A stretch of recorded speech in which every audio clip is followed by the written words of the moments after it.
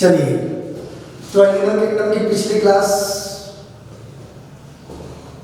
जब हम बात कर रहे थे बेसिक और क्लासिफिकेशन के आधार पर जो एनिमल किंगडम को बांटा गया है उसके आधार पर, तो चलिए आज हम एनिमल किंगडम के बारे में जो कल चार्ट पढ़ा, बेसिकली उससे पहले जो मैंने बेसिक्स ऑफ क्लासिफिकेशन आप लोगों को उस वक्त भी समझाया है, लेकिन वो बेसिक्स ऑफ क्लासिफिकेशन जो है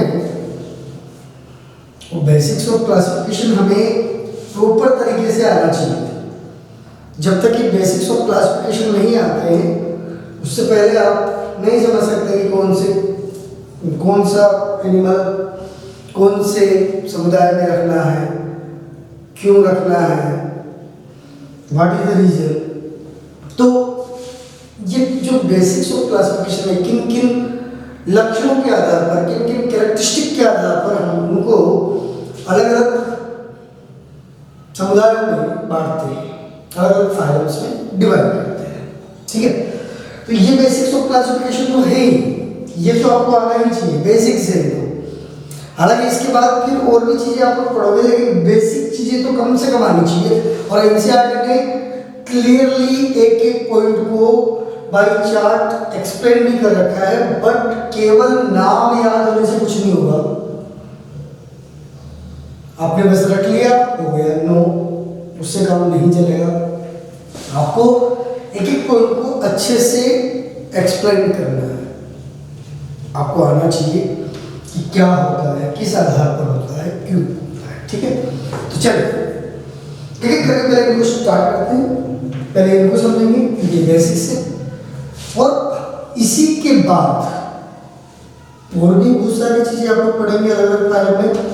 फॉर एग्जाम्पल जैसे हमने कहा देखो एनिमल है तो पाचन तंत्र भी होगा, एनिमल है श्वसन तंत्र भी होगा, एनिमल है श्वास भी लेगा, एक्सक्रीशन भी करेगा, सब चीजें होंगी ना, नर्वस सिस्टम सोचेगा भी।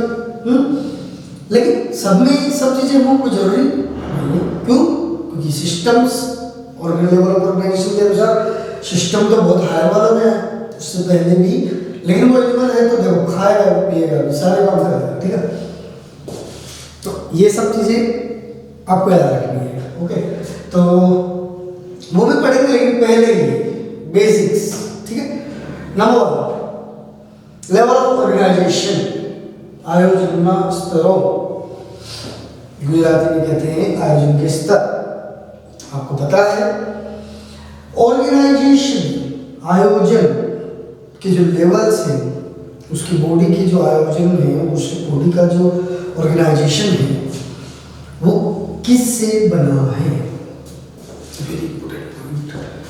अब इसके अंदर आपको पूरा एक्सप्लेनेशन आना चाहिए। ये नहीं कि बस बोल दिए हाँ कोश स्तर, फिर पेशी स्तर, फिर अंग स्तर, फिर अंग तंत्र स्तर, सबको पता है, सबको पता है ऑर्गेनाइजेशन यही होता है। बस अब इसी के अंदर जब हम बात करते हैं एक वर्ड आता है cellular level of organisation. Cellular का मतलब क्या है? अकोशिकी, क्या उसमें कोश नहीं है? किसके लिए आता है ये सेल्यूलर वर्ड? बहुत सारे प्राणी जो एनिमल किंगडम में है क्या है? मल्टीसेल्यूलर। ठीक है, लेकिन प्रोटिस्टा में एक ग्रुप है प्रोटोजोआ जो कि यूनिसेलुलर है, यूकेरियोटिक भी है तो प्राणी सब। उनके लिए इन जनरल वर्ड यूज आता है सेल्यूलर लेवल ऑफ ऑर्गेनाइजेशन। इसका मतलब क्या होता है? इसका मतलब होता है कि कोश तो है, एक कोश है, अब वो प्राणी एक कोशिकीय है, अब वो प्राणी एक कोशिकीय है, तो उसके अंदर हम कैसे कह सकते हैं कि वो जो है कोशिकाएं जो है उसके अंदर बहुत सारी कोशिकाएं जो है वो उससे मिलकर बना है या वो काम कर रही है, तो हम उसके अंदर जितने भी काम हैं, चाहे श्वास हो, चाहे एक्सक्रीशन हो, चाहे सोचना हो, चाहे रिस्पॉन्स सेंसिटिविटी हो, संवेदनशीलता, बाहर के वातावरण के प्रति संवेदनशीलता हो, वो सारे काम बेसिकली एक ही सेल कर रही है। तो भाई जब एक ही सेल कर रही है और उस सेल के अंदर जो फ्लूइड है, जो उसके अंदर जो सब सेलुलर कंपोनेंट है, वो हेल्प कर रहे हैं, ठीक है। तो ऐसे एनिमल्स जो एक कोशिकीय होते हैं, जिनमें सभी वर्ग सब सेलुलर लेवल पर होते हैं, उनके लिए वर्ड यूज आता है लेवल ऑफ ऑर्गेनाइजेशन में number 1 cellular. It's very very important, book में नहीं दिया है लेकिन नीट में पूछा जा सकता है। सेलुलर ऑर्गेनाइजेशन किन यूज में आता है, याद रखना है, वेरी वेरी इंपॉर्टेंट। कौन से एनिमल, प्रोटिस्टा में आने वाले एनिमल लाइक ऑर्गेनिज्म कौन से, प्रोटोजोआ। याद रखना है protozoans, unicellular organism. Unicellular organism जितने भी हैं, उनके अंदर सभी फंक्शन, सभी कार्य सब सेलुलर लेवल पर होते हैं। उनके लिए लेवल ऑफ ऑर्गेनाइजेशन में वर्ड आता है acellular level of organisation. Okay, protozoans, animal like, उसको भी मैं ये डिस्कस कर रहा हूँ, आगे वो एनिमल किंगडम में नहीं आते हैं, प्रोटिस्टियंस में आते हैं, बट हैं किसमें, उन्हीं से तो जनरली क्या बने हैं, एनिमल बने, तो यूनिसेलुलर थे, मल्टीसेलुलर एनिमल बने, ठीक है। अब जब एसेलुलर से, प्रोटोजोन से पोरिफेरॉन्स बने, लेकिन पोरिफेरॉन्स के बाद आगे कुछ डेवलपमेंट पोरिफेरॉन्स से नहीं हुआ, सिलेक्टेड से हुआ, वो हम बात कर चुके हैं पहले। तो याद रखिए, यहाँ पर जब हम बात करेंगे, अब जब मैं बात करूँगा लेवल ऑफ ऑर्गेनाइजेशन में, आगे बताइए भाई सेलुलर लेवल ऑफ ऑर्गेनाइजेशन किस किस में होता है, number 1, number 2। Level of organisation की बात कर रहा हूँ, level of organisation, level of organisation में आपने पढ़ा है कोशीय स्तर, कोशीय आयोजन, अभी जो मैंने बात किया है कोशिकीय आयोजन। वापस आते हैं, सेलुलर कोशिकीय आयोजन, नंबर 2 पेशीय आयोजन, नंबर 3 अंग स्तर का आयोजन, नंबर 4 अंग तंत्र स्तर का आयोजन। 4 आयोजन होते हैं, पढ़े हैं, ठीक है। तो बताइए, अब ये आयोजन के स्तर हैं, लेकिन आपको केवल ये इतना सा याद रखने से काम नहीं चलेगा कि कोशीय आयोजन, पेशीय आयोजन, अंग आयोजन, अंग स्तर का आयोजन, अंग तंत्र स्तर का आयोजन, इनके एग्जाम्पल से याद करने पड़ते हैं, एग्जाम्पल पूछे जाते हैं। तो बताइए सेलुलर लेवल का ऑर्गेनाइजेशन किसमें है, भाई हम बात करते हैं ना कि भाई एनिमल किंगडम में कितने समुदाय, बहुत सारे समुदाय हैं, जैसे सचेद्री, कौष्टांत्री, गंधकधारी, उसके बाद पृथुकर्मी, उसके बाद गोलकर्मी, नुपुरा, चंदीपात, मृदुकार, सानुमेरुदंडी, मेरुदंडी बोलते ना। तो इनमें से किसमें सेलुलर होगा, किसमें टिश्यू लेवल होगा, किसमें अंग स्तर होगा, किसमें अंग तंत्र स्तर होगा, एक एक करके देखो। वादरी ऑर्गेनोस एसिमेट्रिकल है, कौन सा है, याद रखना, सेलुलर। वादरी सेलुलर लेवल पर, पेशी स्तर में थोड़ा और डेवलपमेंट हुआ, कोश ने मिलकर क्या बना दी, पेशी। पेशी अलग अलग कार्य कर रही है। पेशी का मतलब अपने पढ़ाई, क्या होता है पेशी का मतलब, बहुत सारे सेल्स का ग्रुप, ओरिजिन में सेल और कार्य में भी सेल, ठीक है। तो जो एक समान कार्य करता है, कोशों का समूह जो एक समान कार्य करता है वो पेशी। तो पेशी ऐसा कोशों का समूह, मल्टीसेलुलर तो सभी है, तो कोशों के समूह मिलकर अगर कोई काम कर रहे हैं तो पेशी लेवल, एक एक कोश कोई काम कर रही है तो सेलुलर लेवल, बराबर। तो कोशीय स्तर के बाद, कोशीय स्तर में अपन एग्जांपल क्या देखा, ऑर्गेनोस। पेशी स्तर में कौन सा आएगा, याद रखना है कोष्ठांत्री, अंतर्धारी, ठीक है। दोनों पॉइंट याद रखना।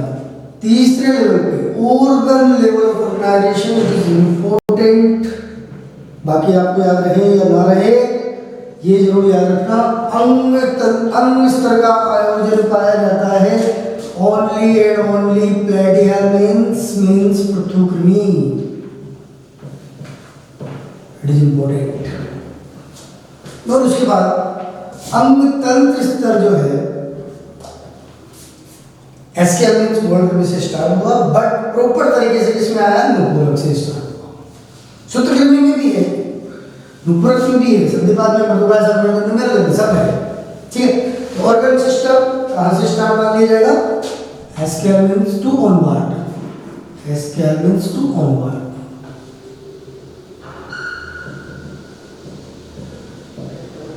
एसके मीन्स टू आगे कंटिन्यू, ठीक है।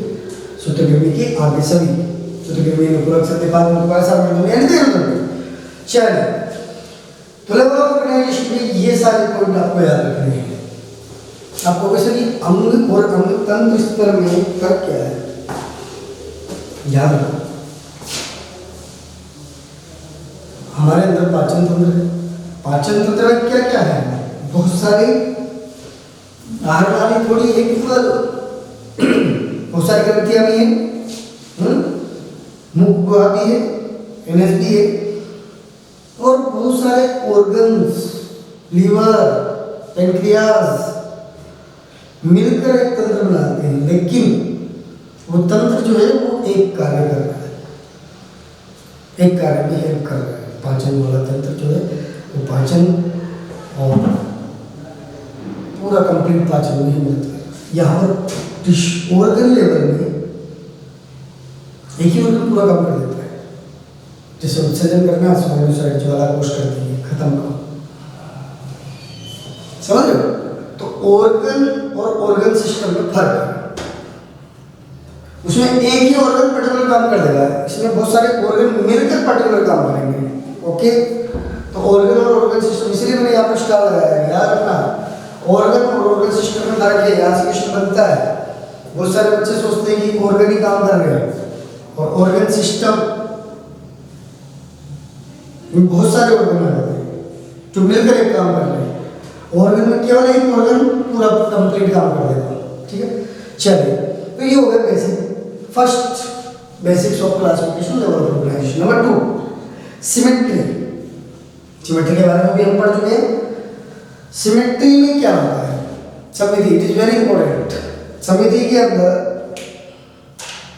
समिति की जब भी बात करते हैं तो समिति के आधार पर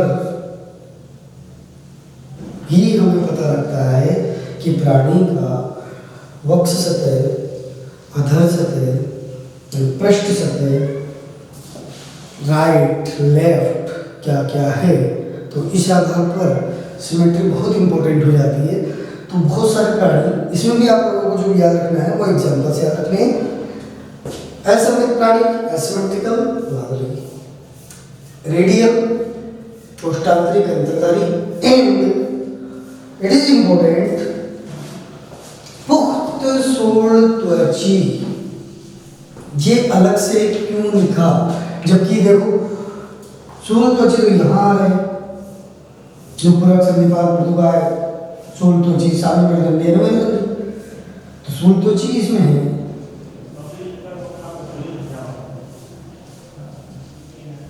बायलेटरल सिमेट्री सोल त्वची में भी होती है, बराबर ना।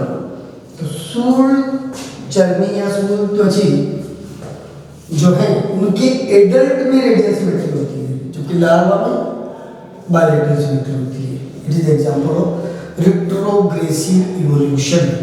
मतलब ये रिट्रोग्रेसिव जो इवोल्यूशन है, उत्क्रांति है, कौन सी उत्क्रांति, रिट्रोग्रेसिव, अपोजिट। लार्वा जो कि क्या होना चाहिए, सिंपल, एडल्ट क्या होना चाहिए, विकसित, लेकिन यहाँ उल्टा है, लार्वा में एडवांस फीचर बायलेटरल सिमेट्री, पुख्त में radial symmetry. It is important point, याद रखिएगा।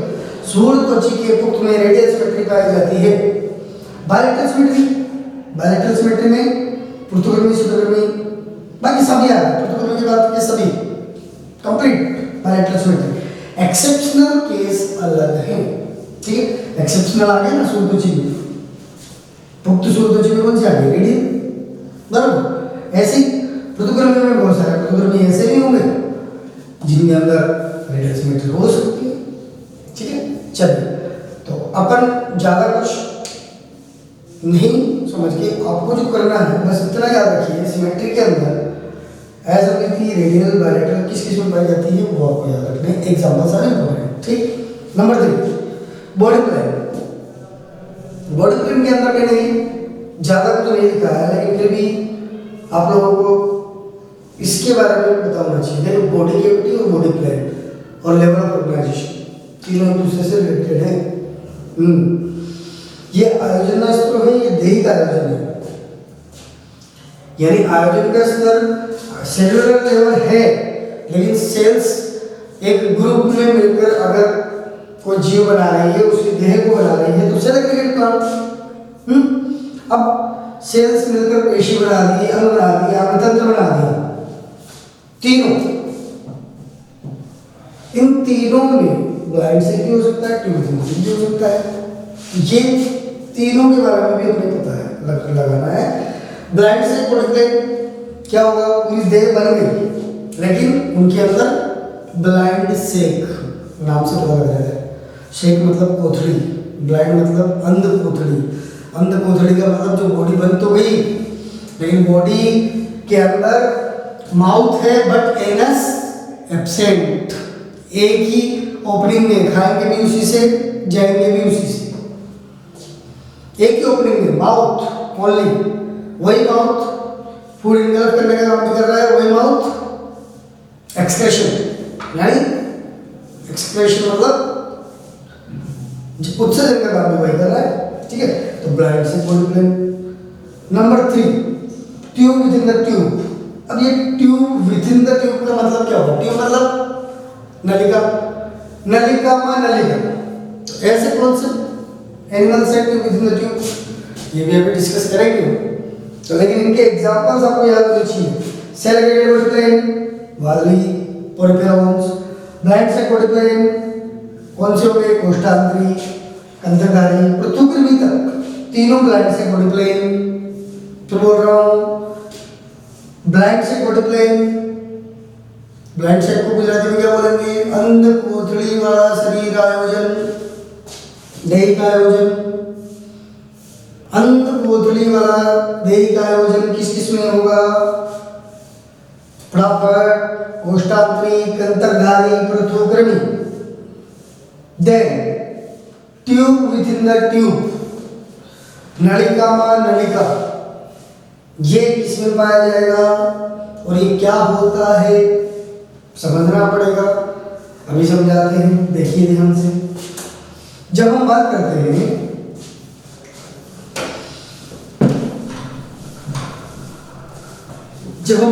हैं कि भैया बोल रहे हैं tube within the tube, समझे, एक ट्यूब है जो कि ट्यूब के अंदर है, तो इसका मतलब क्या है, इसका मतलब ये है कि एक ट्यूब जो आपकी क्या है,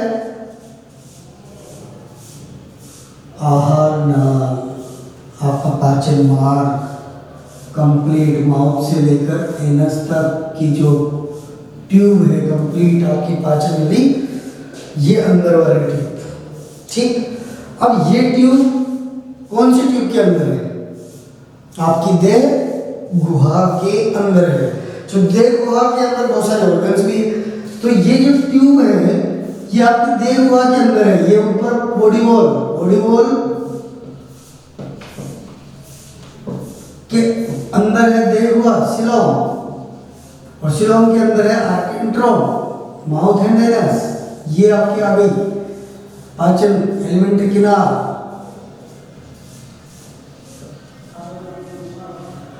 पाचन गुहा, एलिमेंट्री किनाल, देह गुहा, सिलोम, दोनों ट्यूब आपकी पाचन गुहा मौजूद है देह गुहा में। तो एक ट्यूब है जो कंप्लीट आपकी पाचन नली, वो मौजूद है देह गुहा वाली पूरी कंप्लीट ट्यूब में, ओके। ये आपकी देह थी। देहभित्ति के अंदर का जो स्पेस क्या कहलाता है मेसोडर्म शास्त्र में? देहगुहा। तो देहगुहा से अस्त्र। तो tube within the tube पोडिक्युलम किसमें पाया गया? किसमें पाया जाएगा? जैसा हमने कहा कोष्ठांतरिक अंतर्गामी पृथुकृमी, इनमें तो कौन सा था? ब्लाइंड से। तो यहाँ पृथुकृमी के बाद से क्या स्टार्ट होता है? सूत्रकृमी। तो सूत्रकृमी से लेकर बाकी सभी में tube within the tube पोडिक्युलम। सिंपल। ओके, तो समझ पा रहे हो? बिल्कुल सिंपल है। यानी कि बिल्कुल simple, tube within the tube पोडिक्युलम सूत्रकृमी के बाद के सभी में, आपको ज्यादा याद रखने की जरूरत नहीं, सूत्रक्रम याद रखो, आगे सभी। ठीक, चलिए now the next body cavity, acoelomates, pseudocoelomates, यूसोलोमाइट्स।